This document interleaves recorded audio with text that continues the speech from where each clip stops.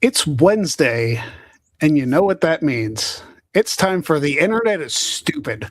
Okay. We're off. All right, here we go. I'll tell you what, the discourse that Sean has to deal with and what he's had to deal with in the last 2 weeks alone has been the most ridiculous, dumb shit I've ever seen. Okay. I feel like you could have said that during any particular week. That's fair. At this point, yeah. Yeah, that's fair. Yeah, Greg Cherry, Jeff Meacham, Big G, and our guest today, Juice Springsteen. Welcome to the show, sir. Good to be here. Yes. Yeah, we are going to get some Pittsburgh talk in just a little bit, but I did want to address this at the top of the show. Everybody, I know. As a Cowboys fan, you have nothing to. Nothing. You know what? Just for that, fuck it, whatever. Well, the last time that the Cowboys were even in the Super Bowl was on my 3rd birthday, defeating these very Pittsburgh Steelers. So at least you have something in your back pocket there. That was your 3rd birthday, you said? That's correct. Another guy I'm 10 years older than. Thank you, Greg. Thank you for continuing to clientele be younger than me. Thank you. I appreciate it. Old fuck in the room. Don't mind me. Oh my god. I'm going to start booking Maven more so you're not the oldest in the room. Fucking 40-year-olds. Christ, it's something. God. I spent yesterday my friends at Disneyland trying to, you got any single friends? Throw me a bone there. You guys throw me some fucking age-relevant bones here, like something. Not my show, though, so fucking who cares? Yeah. So we're going to talk. I just want to bring this up, and then we can move on after it. Okay. But honestly, people on Twitter, get a life. No, for real. As somebody who is admittedly chronically online, yeah, I don't care about 98% of the stuff that you guys are bitching about. Right.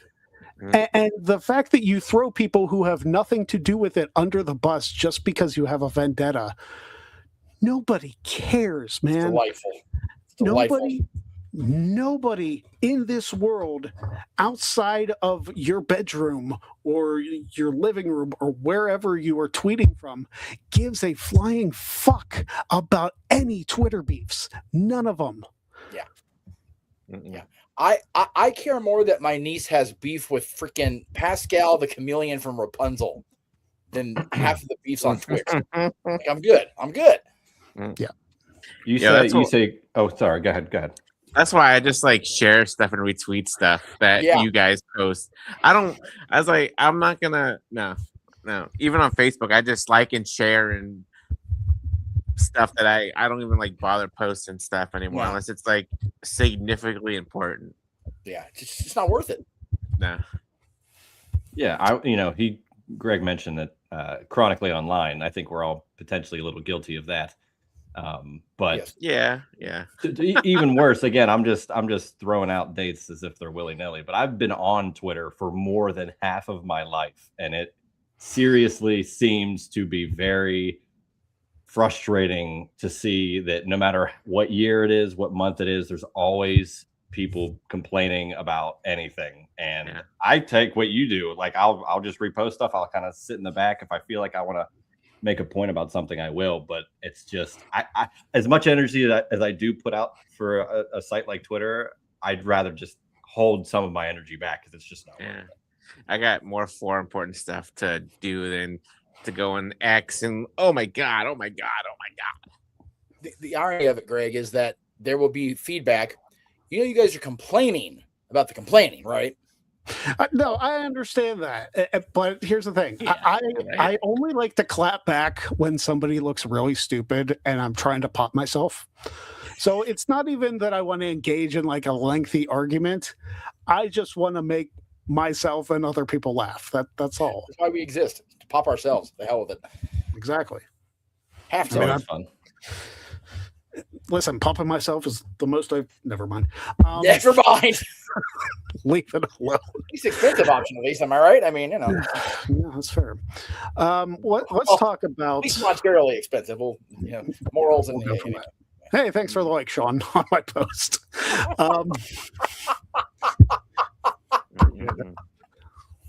You can follow Sean Ross Sapp at Sean Ross Sapp. Every fucking where. Pretty much. Oh, shit. I am going to SmackDown next week in Pittsburgh. Woo-woo. So that should be a good time. Oh yeah, dude. Way too much money for my tickets. Ticket, I guess I should say. I'm going by myself. Yes. Oh, look, we got some people that need band on here. Cool. I find it so funny. We were actually talking about that very thing during the prior to going on the air yesterday for the No DQ review. And Aaron was sitting here worried about putting the comments like on screen, basically like where Big G is on the screen, because he was worried about the instant thing popping up. It never happened once yesterday's show at all. So we put that shit out in the universe. It came and got us instead. So there you go. Yeah, that's fine. But yeah, I've never been on the floor for a WWE show, so I figured, once in my life, because I won't be able to afford it again unless I hit Powerball. Hey, it's a goal. There you go. It is, but I do have some signs that I made up, which you guys have seen. Yes, some of them very tremendous. Here for all of them. So I'm gonna try and pop some people next Friday. Popping people in real life. There you go. Just expansion of your online. One of the signs, present. Maybe. I know which one he's talking about. And I can't say anymore you can't. For gentlemen's agreement reasons. Yeah, let's not. That's one I don't want on TV. That's that one has to make TV now. Well, yeah, I guess. Let's talk about the Pittsburgh Steelers. I didn't bring it up a lot last week about Michael Pittman's trade because we were lied to about him being on the show. Lied to, flat out. Lied to. Yeah, but yeah, we got Michael Pittman. Who else did we get? Have we got anybody else in trades? I think we got a couple. We got another. Plenty of people. We got some depth with was it Sebastian Joseph Day? I believe is he a line guy? Oh yeah. Oh, and here we are. Another week has gone by with our asses up or hands up our ass with this whole Aaron Rodgers thing. I'm telling you what, like he did this last season. He's with the team right now. Just make a choice. Yeah, it's frustrating. Because again, you can I could care less if he doesn't do OTAs or whatever. I get it. That's all fine. He's earned it. Whatever. Can't you just tell them if you want to play or not, so they can figure out the draft without this looming question? Exactly. And maybe in some great world the Steelers do know, but shouldn't the public maybe get a slice of that? Right, aren't we entitled to just knowing, so that, especially considering the damn draft is here? Yeah. Right. Come on. The draft's in Pittsburgh. Yeah. Like you're gonna wait. Like I honestly thought I went to the McAfee show last year when it was in Pittsburgh, and I know what you're gonna say. I thought it was gonna happen. A lot of people did, and McAfee shut it down in like the first 5-10 minutes because he was like, he's not here, because everybody thought he was going to announce that he was going to sign with the Steelers at the McAfee show because the two of them are buddies. Yeah, but he didn't. So again, too. Anyway, either way, they've loaded up with people that whoever's the quarterback, hopefully it's something. And even if, outside of this year is what I'm more concerned with, whether it's getting someone in the next year's draft, because I'm a realist. They're not going anywhere if Rodgers is the quarterback this year. They're probably going to do the same thing. So at least build the pieces around them, and then maybe next year we'll get someone different. I guess the only reason I have some kind of hope for the Steelers season is because it's going to be different. Mike Tomlin is not there anymore. Yeah, now, right. The only thing that had stayed consistent finally changed. Everything else had changed. Coordinators, ownership, everything had changed other than that. Yeah. And not that I'm going to not that I'm going to toot the horn of Mike McCarthy, but Mike McCarthy coached the Packers when they beat the Steelers in Super Bowl 45. So he can get there. It's just a matter of, can he do it with this Steelers team that has been basically treading water for the last 15 years? Yeah, exactly. I mean, we haven't had. See, we need to stop relying on these old bum ass quarterbacks. Nothing against Rodgers, but you're gonna draft these young quarterbacks. Do something with them. Look at Ben's rookie year. He took them 15-1. Yeah, and made it to the AFC Championship, and then the following year made it to in his second year as a Steeler, went to the Super Bowl. Why can't we do that with Will Howard?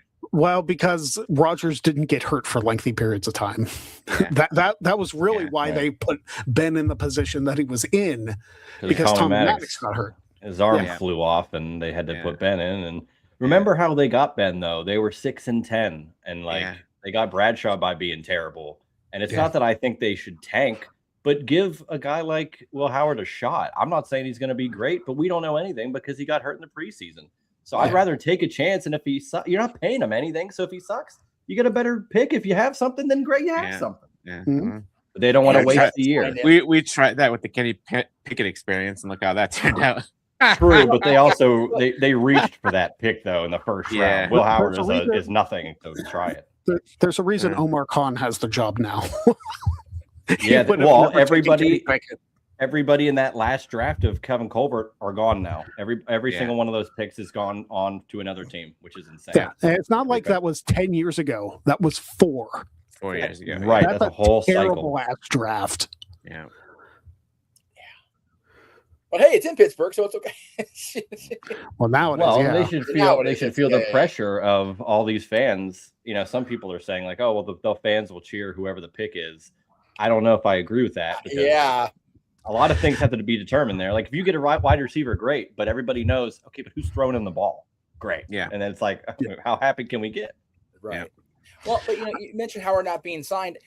If he does prove himself, he lines himself up to have more money when they do sign him. So, fuck it. Give him a shot. And utilize him when he's younger under a deal that, like, when he's on that rookie contract, you try everything you can because he's literally you giving money to everybody else because you can. So take advantage of that instead of just like getting strung along by Rodgers.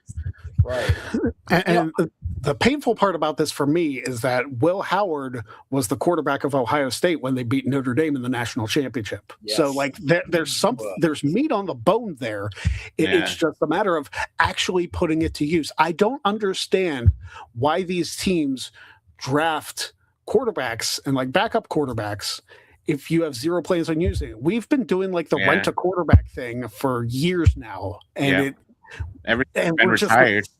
we're just the same mediocre ass team that we have been. Like, take a chance, for crying out loud. That's why I'm hopeful with this new regime.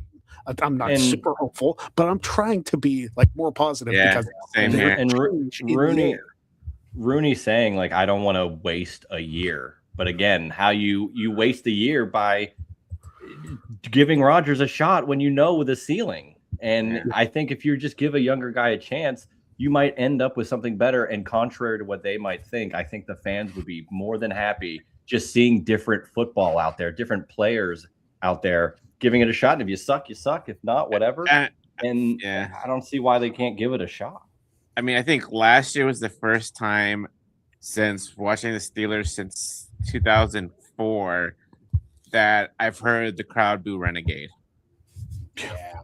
Well, it was like poor timing. They didn't read the room. They were getting their asses handed to them, and they said, let's just play it anyway. Yeah, let's play it while we're down to Buffalo by 20 points in our own home stadium. Let's try and ramp the crowd up. Buddy, that team wasn't doing anything. No. The Bills were running it down your throats. Yeah. Has anybody actually asked Rodgers, I mean, obviously they're not going to ask, in public, but is there any documentation of him being asked? Because I'm wondering, maybe he's so old he just forgot. Let me text Schefter real quick. I'll find out. Thank you. Yeah. So somebody text Schefter on this. Didn't Schefter say Rodgers didn't want Schefter to have his number? So that might be the wrong guy to talk to. That's right. Well, who's the other one? Rappaport. Let's get Ian Rappaport. There's plenty of them on there. Yeah. The other funny thing is you bring up he was a national champion with Ohio State, and I do give some credence to that, even if he didn't play as much. Like, he played great in the big games, contrary to a guy like Drew Aller who did great, but then when it came time to good games, he couldn't do well. Now, my thing is, and I'm a Penn State fan, so that's tough for me to say, but I can admit if Drew Aller's not the guy. Yeah, I love that interception at the end of the game, man. As a Notre Dame guy, listen, I have been in the dregs as a Notre Dame fan for a very long time. I understand Penn State has too, but like, it's one of those things where I love Marcus Freeman. Like you see that talent there, and there's a chance that the Irish are favored going into next season. Penn State, I kind of felt bad for Penn State last year. Like it was just such a train wreck, and they damn near beat Indiana. Yeah, that the craziest part is the one of the greatest catches you'll ever see by literally blades of grass. And if that doesn't happen, Indiana might not go all the way and win the whole damn thing. And Mendoza might not be number one, might not get the Heisman. All those things fell into place because of one incredible catch. And then the other thing I was going to mention with the quarterbacks, just back to the Ohio State of it all, like how many different national champions have not done well in the pros? And there's a long list of Ohio State great quarterbacks that have done nothing in the NFL. Maybe the best is who? Fields? Yeah, maybe. I would say that. I like him on the Chiefs because they'll probably use him as everything, like a slash player. Yeah. But outside of that, none of those guys are really the top guys. So there's probably some hesitation there too with Will Howard being like, well, he did great, but there's the history is not perfect with Ohio State guys, let alone national championship winning quarterbacks. This is definitely not the week I should have been on, Greg, Nick, because now we're talking about Ohio State failures. I just need to just I'll go my corner here. We're talking about Ohio State national champions. Yeah, they won the national title. But then they didn't do shit afterwards. Listen, I got to say the same thing about USC until this year. Freaking Sam Darnold decided, hey, I'm going to actually be the winningest quarterback from USC, for crying out loud. Yeah. Well, in the 21st century, being the winningest quarterback in USC history has a big old asterisk over its freaking head. So it's kind of what it is, unfortunately. Yeah. Listen, I'm just glad that the first USC quarterback to win, was Sam Darnold. It was not. It was definitely rough being a SoCal boy. I've never been an SC fan per se. I lean more toward UCLA, but it was not good to represent SC or Southern California there for a while.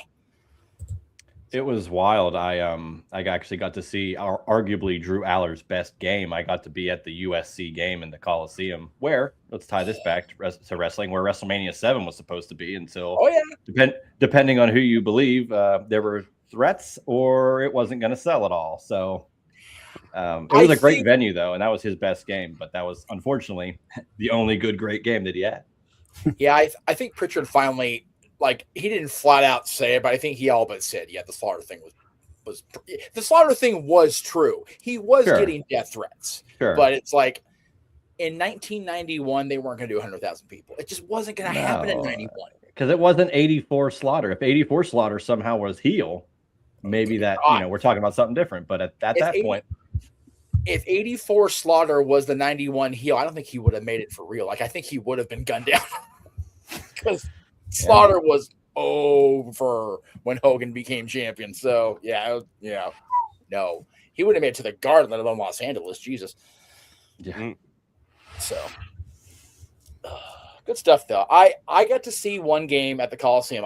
Ironically, it was the Cowboys playing the Rams in a preseason game before the Rams moved to SoFi. That was 20 – when did the Rams come back to L.A.? 2017 or 2016? Okay, so whatever the first year was, 2016. I saw the Rams play the Cowboys in a preseason game. That was cool. The Coliseum it was right before they went to the Super Bowl with Goff. So that was it was the first time I'd ever been in the Coliseum my whole life, and I was supposed to go to that WrestleMania, and we didn't go anyway. Even though it was at the LA Shithole Sports Arena. But it was. I mean, that's one of the reasons why the Coliseum will never be a major anything, because there's no suites. And there's no like escalators. So we were at the tippy top and we were climbing to the tippy top. Me and my 40-year-old asked my near 70-year-old father, and we're like, oh, the game's half over. Okay, we must well start climbing back down. But then I saw the Chargers play the Cowboys at SoFi, right? The preseason before WrestleMania came here. And SoFi is just another That's a big animal, dude. I love that stadium so much. I hope they come back for wrestling soon. Yeah, that'll be cool. Never know. I'm trying to think about the last time I was at, and this is reverting it back to wrestling, at PPG Paints for wrestling. Yeah. Is that what Heinz Field is called now? No, that's Acrisure State. I don't think. Yeah, so they're at the hockey arena for. Yeah. Oh, that's right. Okay. Well, yeah. I was going to say for my hockey arena, the AEW was just there. So listen, if WWE wants to bring SummerSlam to Acrisure, I'm all for it.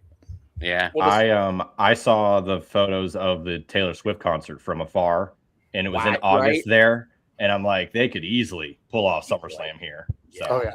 Yeah, why not? And it's they would definitely pack that place in, and it's ready. It's suited for it, man. They are ready for, not to be football punny, but they're ready for prime time on something like WWE. Oh yeah. Hell, they shot freaking Dark Knight Rises. Dark Knight Rises. Dark Knight Rises, not Dark Knight. Dark Knight was still good, but no football on that one. Oh, hi, baby girl. Hey, good on Heinz Ward for scoring a touchdown with a field crumpling behind him. Right. What's funny is that field's probably better than the actual sod that they have on the actual field. It's down as fuck.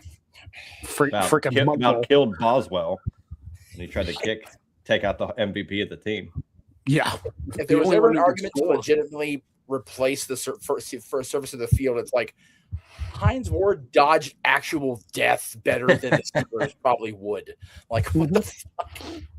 They said they're going to redo it before this season, but I'm very hesitant to see what that actually means. It's March.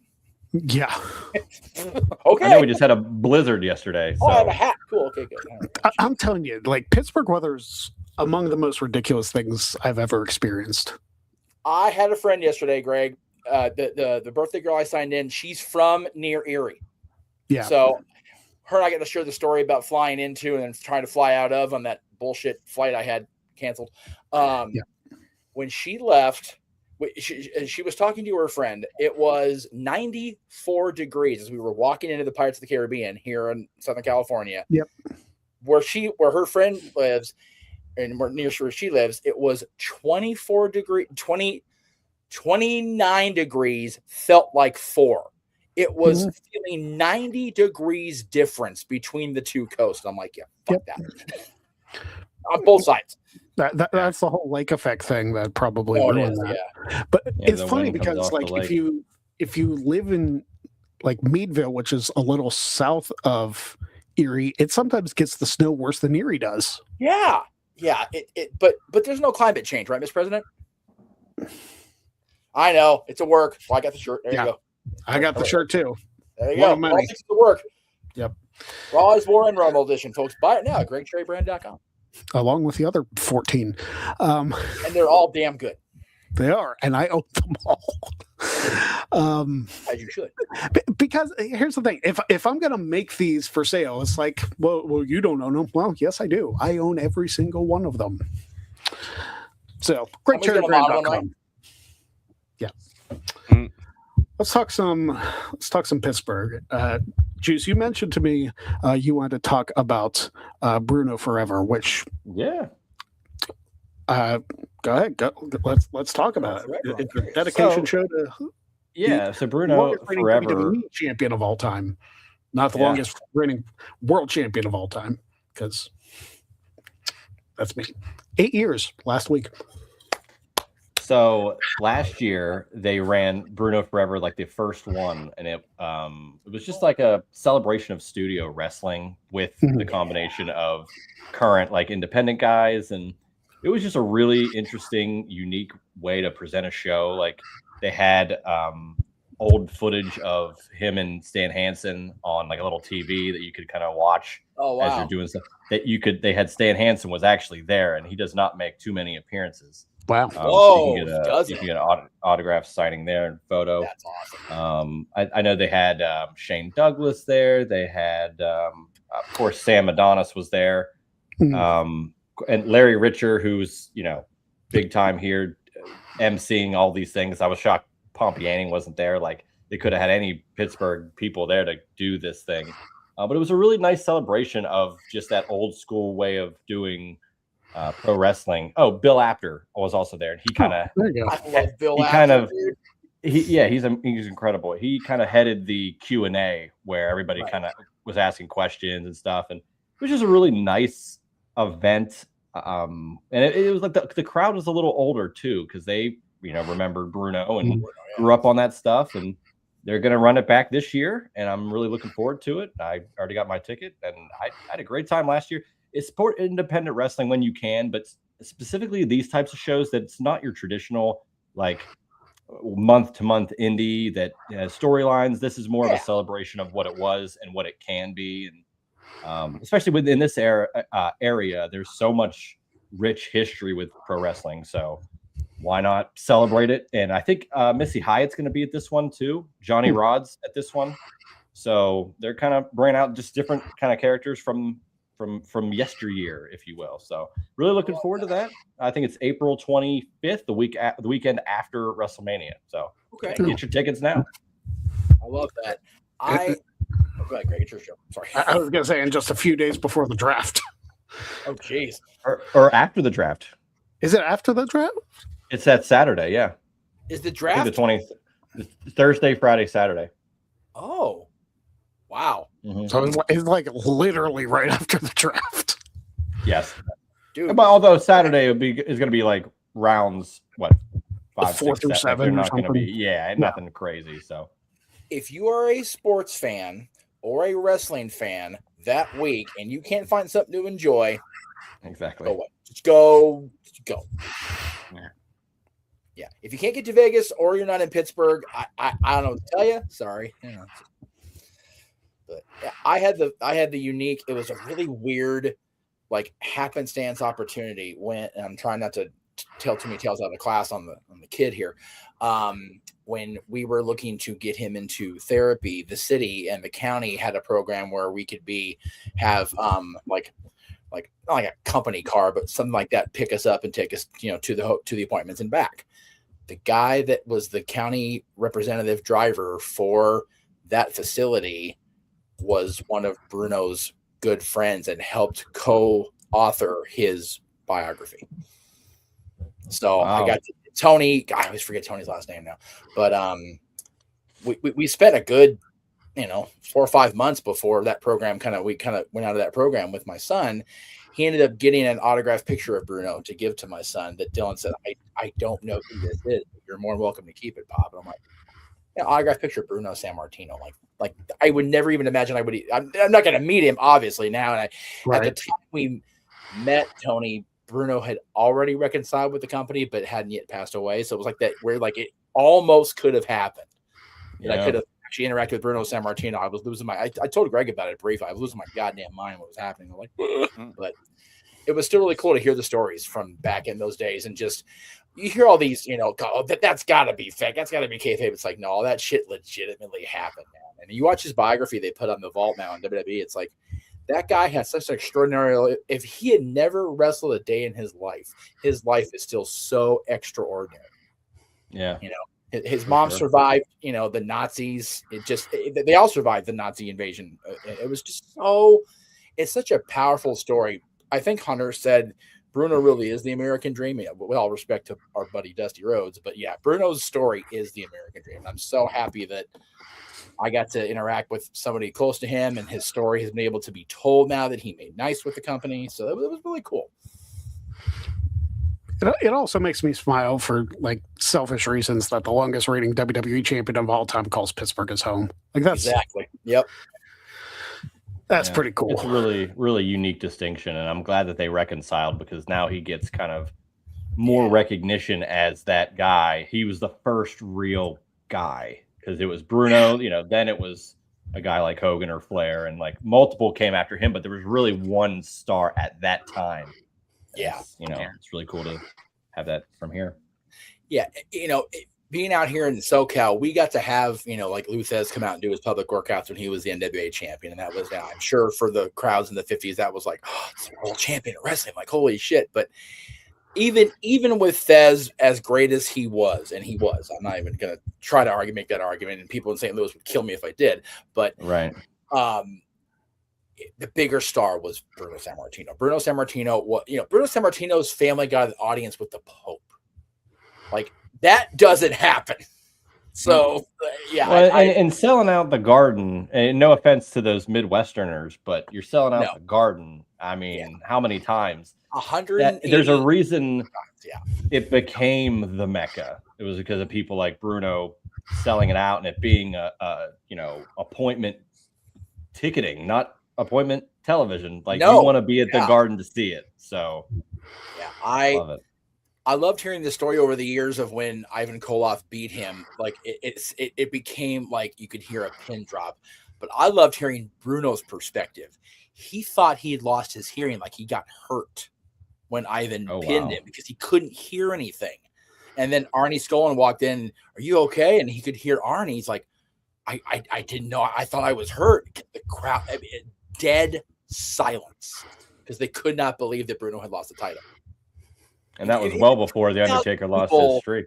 Yeah. 20,000 people not making a sound is probably one of the scariest damn things you could ever live through. That's frightening. Yeah. Especially when they were probably at a fever pitch before then. Just at drop of a hand. Yeah. If you hear the video of the crowd, they are into it the entire match. And all of a sudden the video just like, almost like, what the fuck's wrong with my volume? Oh, right. Yeah. So, yeah. It's definitely something. I'm glad they captured it on video that they did, even though it's 1971, quality video on YouTube. It's like, right. But it's still a wonder to watch. So many cool things about that. Yeah. You mentioned Sam Adonis earlier, and like I have a soft spot in my heart for Sam just because like when I was training for my cup of coffee in independent wrestling, Sam Adonis was actually training at the same place. So like I have that like very, very, very brief history with him. So it's not like, oh yeah, I knew Sam was coming up. I watched all his success. I'm not gonna be one of those guys. It's like I saw him maybe like 5 or 6 times, like training and before I started on shows. So it's kind of a cool thing to like see how successful he's become as like an international superstar. Yeah. So glad he's one of the people we get to hear. He I think he has his own podcast now where he talks about the scene in Mexico. And I would love it if he got an opportunity, to work with AAA now that his brother's on color commentary. I'm surprised it hasn't happened yet. I know. I have a feeling the opportunity might present itself at some point. I think the longer that both of this relationship, the AAA things only happens for a year and change now. Yeah, a year around WrestleMania last year. Yeah, so like we're about to approach that. So I mean, as long as they keep they had Dom the other night defending his title, and they're showing the footage. So clearly the relationship's working, and I feel like the longer it goes, the better opportunity there is for maybe Sam to get that opportunity to work with them. And I don't know if I brought it up, but their dad, Sam and Corey's dad, is the guy running the Bruno show. Oh, okay. Yeah, that's awesome. So, pretty cool stuff.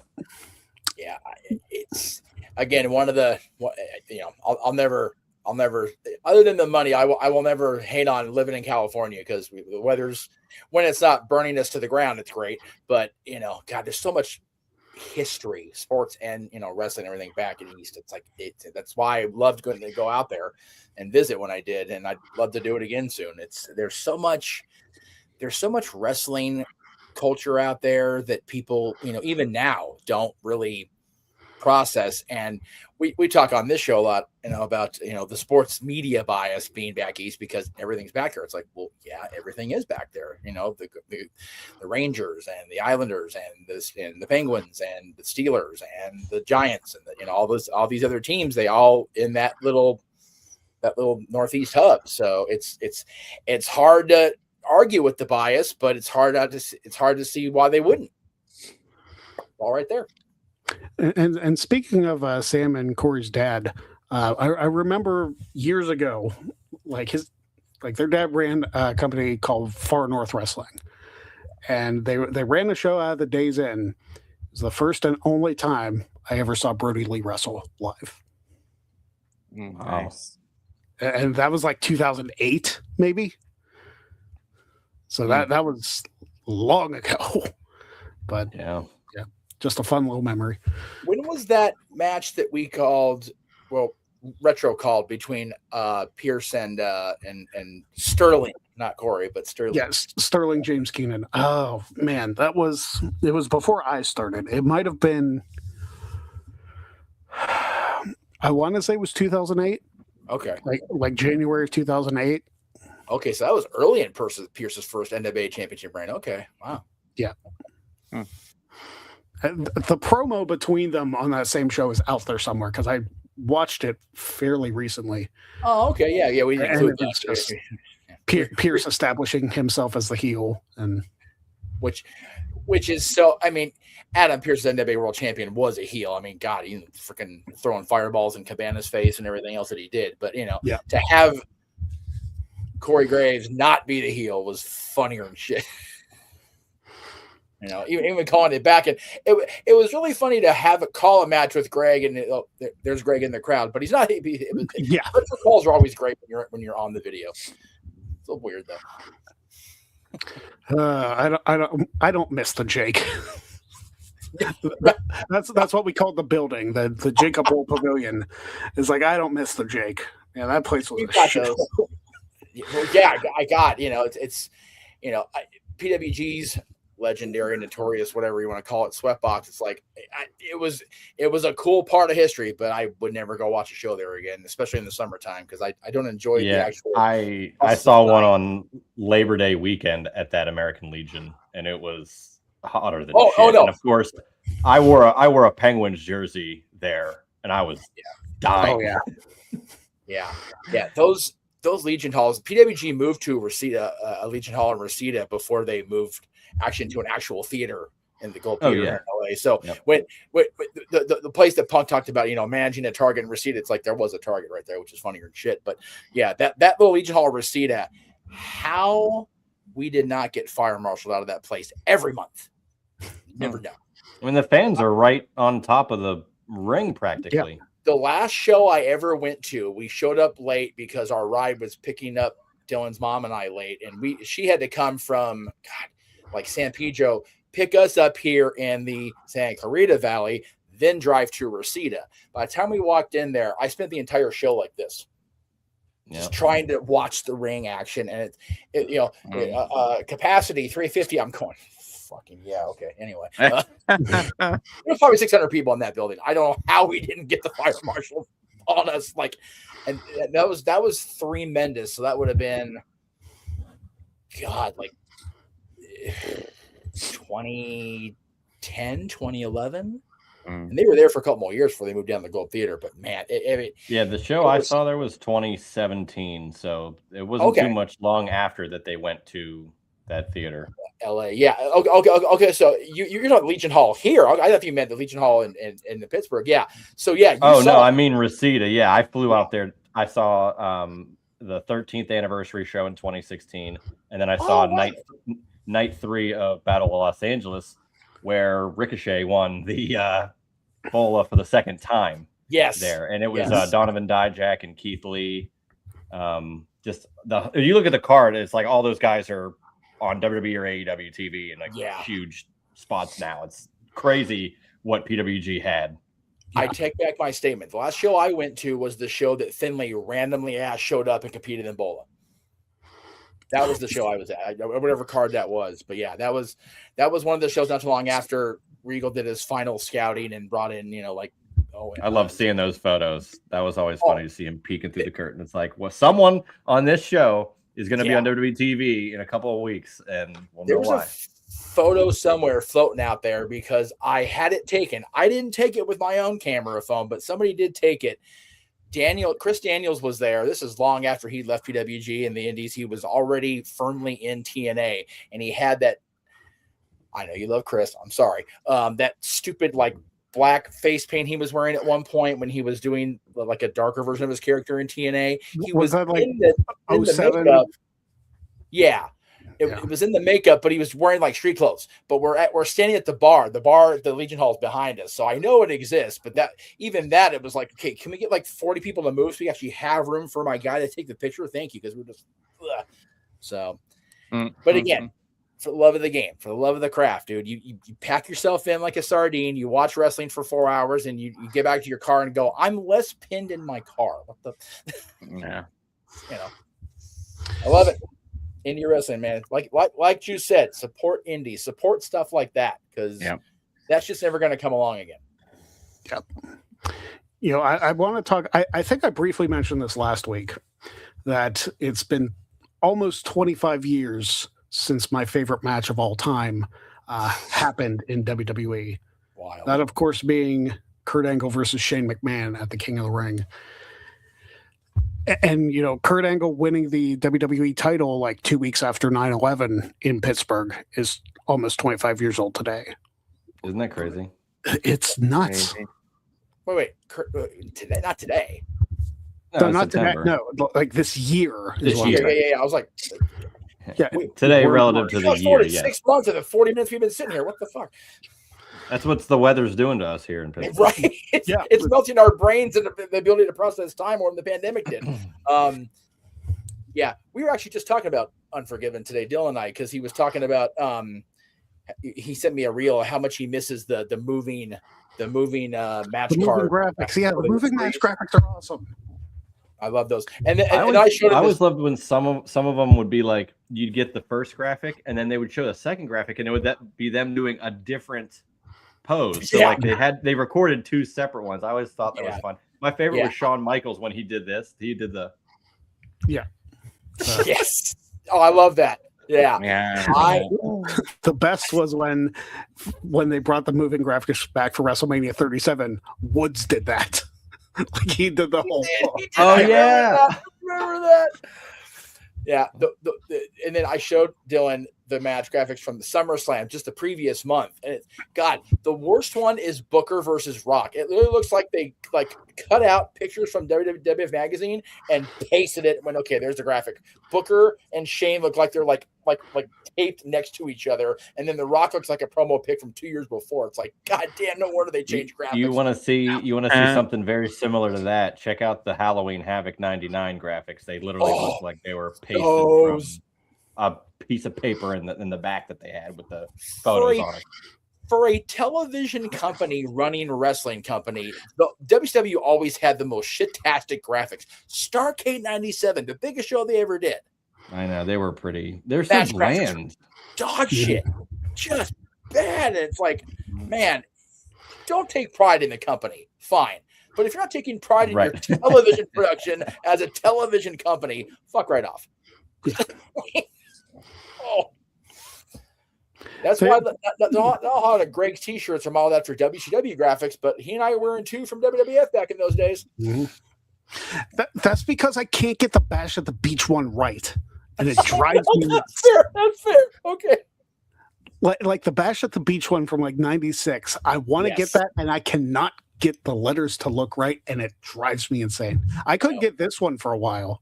No, did you do them yourself? Yeah. Are you driven to do it yourself? I don't want to outsource this kind of thing, because it's like, fair. I want anything that I produce, I want to look good. Like if it looks good for me, I think it will look good for a bunch of people. That's why I do my own editing. I do my own pretty much everything with the channel. You can trust yourself, and if there's a mistake, it's on you. You can rely on yourself that way. I like that. Mm-hmm. Yeah, for production and stuff for my channel, I learned last week, DTA. Don't trust nobody. Dude, exactly. Politics is a work shirt in the DTA font. That has to be a thing now. Well, I mean, there's only 3 letters. Well, I guess I could make the second one that is but yeah. I'll have to think about that. Yeah. Dude. Well, listen, I just want the shirts that I have on there to get out there. Yeah, that's fair.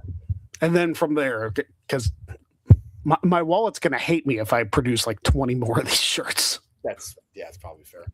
But like I said, I like the one you're wearing because that also is the same setup you used for the first Jeff Meacham Network logo, which I love that logo. I adore the King centric logo, although the Jeff Meacham is like freaking midget compared to the network. But that's how it was designed, and that's how it looks. And then the best one's the Back to the Future logo by far. That one, but the Rumble one was the first, and I love how it turned out. I still use when I'm trying to so when I'm doing the interviews I do now, and it's just the two-shot, me and the person, for their name I'll use their specific logo or whatever. For Jeff Meacham, I'll use the Jeff Meacham from that shirt logo, just because it looks good. I have to ask though, and I mean it's too late now, you guys are already wearing the shirts, but was there a very diligent discussion on the actual wording of the shirt? Like, did you contemplate using politics are a work? So is it, it seems like both could be fine. So I don't know. The reason I went with is the phrase itself has been around this particular show for about 6 years, because when I first started doing the show, I wanted to cover more than just wrestling. I wanted to cover everything. So I did entertainment, I did politics, I did separate segments. I tried to make it like Conan O'Brien on crack. And it's that kind of budget, but it's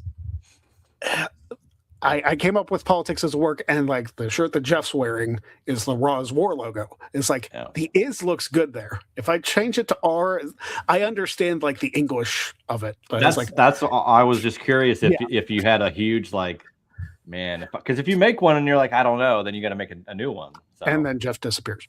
But yeah, he's going to get a new shirt right now. Yeah. Oh my God. But the is just looks so good in that logo, and people will associate that with the Raw's War. So it's politics is a work. So I just kept it. That's a good, and that's why so my logo for the podcast I did, the Juice Box, I had a guy commission it, and so I'm a huge WCW guy. That's my bread and butter. And I was trying to think of different logos that WCW had to maybe fit what I wanted to do. And luckily, I found that the Fall Brawl logo had the exact amount of words and logos to fit everything. So WCW Fall Brawl with War Games, and then I could do the Juice Box with Juice Springsteen. So all the words fit and everything matched, and it luckily turned out as perfect as I could have ever imagined. But I would stressing the hell out if I, again, the fact that you did it already works with that is the way to go about it for sure. Mm-hmm. Sorry, talking about one of the living in California, it got so hot the internet just died. Straight died. Listen, it's better than not having power for 2 days, like we just did. No, I heard about that. Freaking Noah. And Jeff's power died again. I'm good. Oh, there you are. Okay, you froze for a second. Freaking Noah in near Toledo lost power for where he thought he was going to miss Revolution Sunday, and it came on. Thank God for the commentary part of our watch along, 5 minutes before the show started. Oh, there you go. So thank God. And from what I heard, it was a great show. He got your calls, so good on him for it. Yeah, here we go. 93 degrees, extreme heat warning. Yeah, no fucking shit. The internet just died. Cool. Yeah, sorry, we're gonna shut down the computer now. So anyway, we're on cellular data for the next however long the show is. Probably only a few minutes, so you don't have to suffer that much. I'm not suffering. It's the audience suffering listening to me with a completely different Wi-Fi output now. No, you're good. Okay, cool. Yesterday I was in the middle of Disneyland, and it for an hour and a half, and Aaron and Rich were losing their goddamn mind. Sorry, guys. You want to be on? So, the regular season for baseball starts next week. And I believe it's Tuesday. It kicks off on Netflix. I want to say Wednesday. Oh, is it Wednesday? Oh, they're going to counter program us with a freaking opening day. Of course they are. I'm just going to watch the Yankees game on the TV back there and be like, all right. Can't copyright it now because it's right back there, and my big ass head's blocking it, so it's fine. We're on the air. Talk amongst yourself. Yeah. Go Angels! But yeah, that's Wednesday night, and then Pirates get the old. I think was it Peacock or is it NBC? They get the main like opening day game because Skeens will be on the mound against the Mets. So right. It's like a national game, which is good. Let's hope they don't blow it. Yeah, but I mean, Skeens on the mound is pretty solid. It's just everybody on offense. True, but I mean, look, they got some people. That's all I want is to just try. If they won maybe 5 or 6 games last year, because how many one-run games they've had, and how many games could Skeens pitch to late in the game that we ended up losing, which is pathetic. Give me 4 runs of offense and you win so many more games. So if you get a little bit more offense, maybe they can get a wild card spot. Because I think the pitching staff's good enough to get through a series. Just got to get there first. It's funny though, talking about Skeens. Like when I went to the McAfee show last year, they did this thing where they brought out like big names in Pittsburgh sports, and they brought out Ben Roethlisberger, they brought out Sidney Crosby, and they brought out Paul Skeens, and they each had them throw a football into like a tire or a big giant ring, like yards away. Obviously, Ben succeeded because it's his as if he never left. Yeah, it's like riding a bike for him. And then Crosby, was it Crosby who threw the second one? Yeah, so they also had Malkin and Letang out there because the big three, but Crosby was the one who threw it, and Crosby hit home runs into the Allegheny practically, so he could do anything, I'm convinced. Yeah, and then Paul Skeens, whose job it is to throw, missed. I know. It's basically just the state of sports in Pittsburgh. It's like, that figured. I mean, in Skeens' defense, he's used to throwing a much smaller ball. Yeah, and he's normally prepared for whatever it is, and he's locked into what he's wanting to do. And a football on a huge stage is not his normal forte. And it's not to say he could have been prepared, but he's a little bit out of his element. And he also seems just like not like a awkward guy, but he's just locked into pitching and just like winning and like focused on his thing. So like, here, throw a football in front of 12,000 people at some funny event. He might be a little off in that. It's not his, realm. Media, like he's not the guy the Pirates are going to go, okay, do media for the day. No, he's not that guy. Yeah. Or he will, but it'll be boring as hell. But I could care less. He's dominant on the mound. So enjoy it while we have it, right? No. Hey, and you know what though? It'll be good for Greg and I because we'll see who tanks by May 1st between the Angels and the Pirates.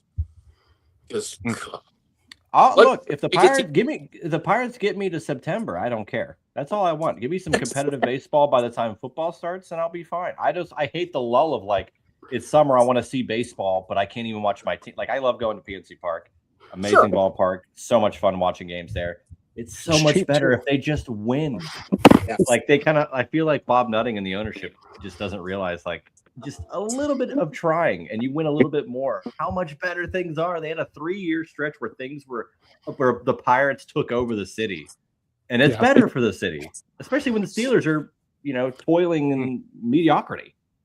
I was living down here in like the 2014, 2015, and before I moved back up, to where my ex-wife lives. But it was crazy, like all the insanity around the Pirates. It was like an out-of-body experience. I was like, what is this? Like the Pirates are in first place in the National League. What is happening? Yeah, it was weird. Yeah, I wish, and again, it's all a fever dream. I wish the Angels would at least get that good. But I also wish the city would, embrace them. I think Disney used to own both teams, but we still even now have Anaheim Ducks Day at one of our parks every single year. The Ducks come in for like a big meeting event. It's this whole thing. We never do that with the Angels ever, which is maybe that's because they see that the Angels management had 2 of the greatest baseball players in the history of the sport on their team at the same time, and they couldn't even make the playoffs, which is brutal. The entire time that Trout was here, and then when Ohtani came in, I said this on this show, let alone everything else I ever do. 2 guys stay healthy at the same time, and pitching gets figured out. watch out. And it never happened.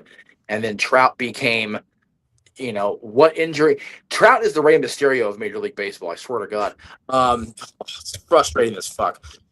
Paid that guy so much money. And if he stayed healthy, he'd be the greatest to ever play the game.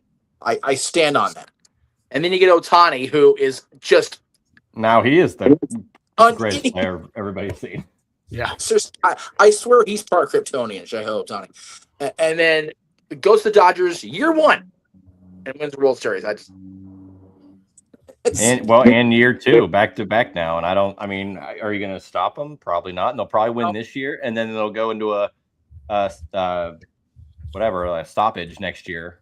And they won't even play. No. Yeah, man. Yeah, so Greg knows, G knows, I'm a Dallas Cowboys fan, an Angels fan, and up until this season, gentlemen, my dad finally pulled the trigger, but LA Kings season ticket holders for 50 years. I'm an eternally suffering sports fan. Hey, the Kings won a cup recently. The Kings won 2 cups. 2 cups recently. Yeah, you're right. So that's not bad. Hey, but it was also 12 years ago. So yeah, it's true. Well, the Pens are getting close. It's been 9 years since their last of the back-to-back. So we've been starving, but yeah, it's the last time the Dallas Cowboys won the Super Bowl, the prefix on the year was 1. So yeah, I know. I get it as an Irish fan. Yes. All right. Yes. Juice, where can we find you on the socials and with your podcasts? First of all, appreciate you having me on. This is a lot of fun. I love talking sports, wrestling, whatever, Pittsburgh. It's in my wheelhouse, and you guys are great to talk to. So this was awesome to do, and I would love to do it again. Oh, of course. Follow me on Twitter at JuicySteen. Argue with me and complain about pro wrestling and whatever else you want. I'm a huge WCW guy, so I will just always put forth my WCW opinions, good, bad, or indifferent. And then, the Juice Box with Juice Springsteen every week. At least one new episode every single week since January of 2023. Check it out anywhere you listen to podcasts. And that's really what I'm up to these days. Weather's getting better. So yes, it is. All right. Thank you so much for joining us this week on the Greg Cherry Show. Thank you again, Juice, for being on the show. And we will be back at it next week. Trivia Thursday going up tomorrow. Still got to film it. Go me. And we will be back next week with Monday with a wrestler entrance, Tuesday with a Greg Talks to People episode that I'm going to be filming in about 2 minutes. So that'll be fun. So thank you for watching. Don't be a jag, and we'll see you next time. Big G, he didn't even wait till the show ends, for crying out loud. He was a jag. He was. I say don't be a jag. That's the whole tagline of the show. Don't be a jag. We'll see you next week on the Greg Cherry Show.